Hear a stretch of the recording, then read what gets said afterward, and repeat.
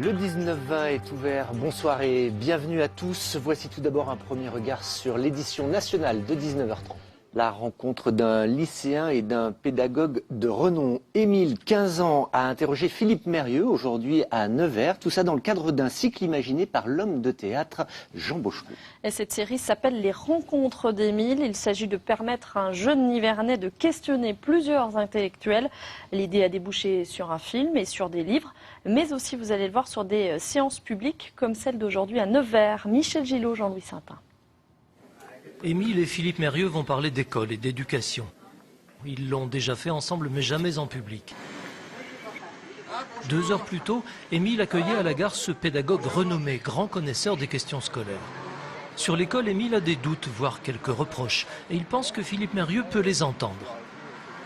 Je sais qu'il est très, je ne vais pas dire contre l'école, mais contre l'école actuelle, contre la façon dont elle fonctionne, et donc moi aussi, parce que je me rends bien compte qu'il y a quelque chose qui ne va pas dans l'école en ce moment, que lui aussi, et voilà.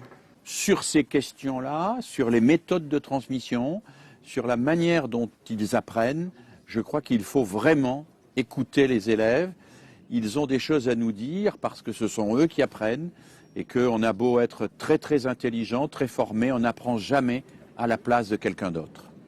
Vous définissez comme un pédagogue, et c'est quoi un pédagogue ?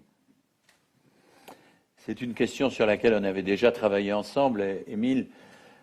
Moi, je me définis volontiers comme un militant chercheur. Voilà l'entretien lancé. Aux questions d'Émile, Philippe Mérieux répond avec clarté et précision. L'école, dit-il par exemple, est une institution importante, mais ne lui demandons pas tout.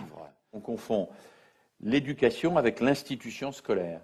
L'institution scolaire, c'est très important, parce que tout le monde y va, parce que c'est une prérogative républicaine, parce que c'est tout ce qu'on veut, mais ce n'est pas le tout de l'éducation.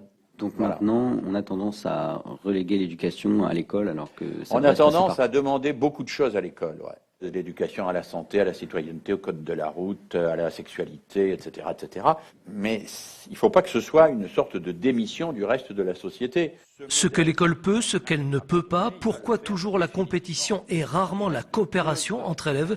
Émile et Philippe Mérieux avaient du pain sur la planche en cette période de rentrée et ce fut passionnant.